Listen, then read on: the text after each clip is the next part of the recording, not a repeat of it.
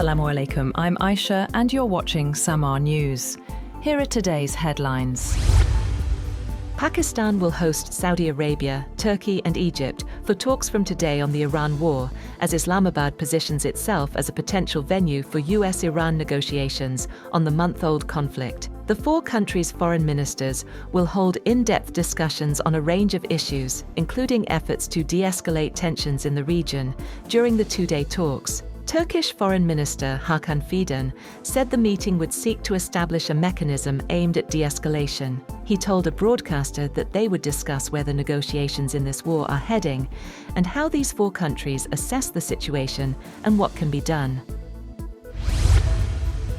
Iran will permit 20 Pakistani ships to pass through the Strait of Hormuz, allowing 2 vessels daily, Pakistan's Deputy Prime Minister and Foreign Minister Ishaq Dar confirmed. Dar described the decision as a welcome and constructive gesture that promotes peace and strengthens regional stability. The Strait, a crucial route for global oil shipments, had seen major disruptions, with nearly 2,000 vessels stranded amid recent hostilities. Iran has warned it is ready to respond to any potential U.S. ground attack, accusing Washington of preparing a land assault while simultaneously signaling negotiations. The warning comes as regional powers gather in Islamabad, where foreign ministers from Pakistan, Saudi Arabia, Turkey and Egypt are meeting to explore ways to end the ongoing conflict. Iran's parliament speaker said Tehran would not accept what he described as pressure for surrender, vowing a firm response if US troops are deployed. 2 India-bound LPG tankers have successfully cleared the Strait of Hormuz and are now en route to India. Government officials said the vessels are carrying around 94,000 metric tons of liquefied petroleum gas and are expected to arrive in Mumbai and New Mangalore by early April.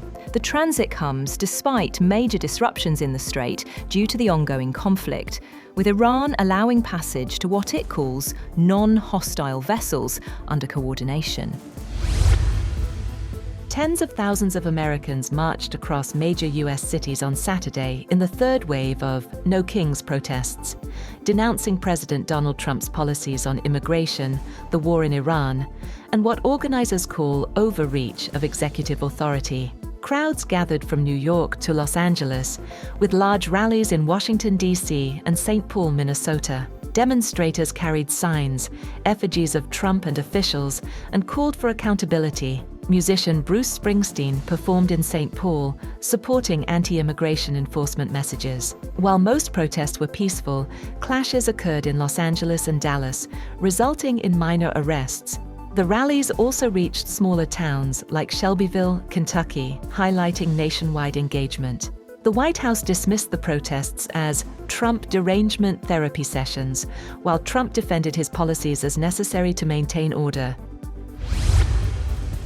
The Pentagon is reportedly preparing for weeks of ground operations in Iran, including potential special operations raids and conventional troop deployments, though full presidential approval from Donald Trump is still pending. Plans would fall short of a full-scale invasion, but could escalate tensions in the Gulf, affecting regional security and global energy routes.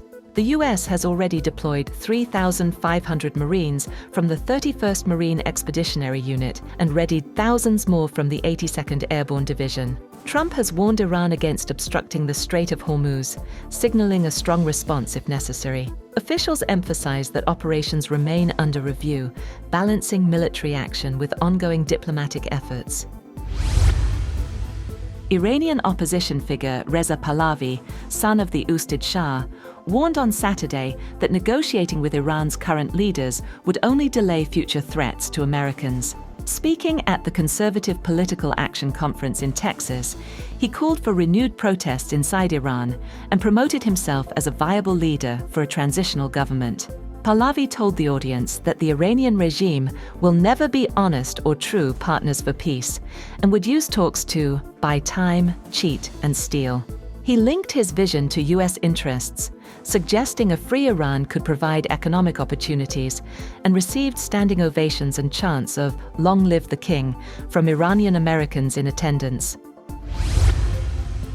Yemen's Houthi rebels confirmed a second missile and drone strike on southern Israel, targeting vital military sites in coordination with Iranian and Hezbollah operations. Spokesperson Yahya Sari warned that attacks would continue until the criminal enemy ceases its aggression. Israeli authorities reported intercepting one missile. The strikes come as the U.S. deploys thousands of Marines to the region, and the Pentagon considers possible ground operations. Iran has intensified attacks on Saudi bases, injuring at least 12 U.S. personnel, while Israel has struck Iranian and Hezbollah positions in Lebanon. On the other hand, Prime Minister Shehbaz Sharif has held a detailed telephonic conversation with Iranian President Masoud Pezeshkian, focusing on rising regional tensions and efforts to restore peace. The hour-long discussion comes amid escalating hostilities in the Middle East. During the call, both leaders held extensive discussions on the evolving situation in the region and the urgent need for peace. Pezeshkian appreciated Pakistan's diplomatic engagement and acknowledged its efforts to promote dialogue. He stressed the importance of building trust to enable meaningful negotiations and mediation. That's all for now. For more updates, visit www.samaa.tv. Thank you for watching Samaa News.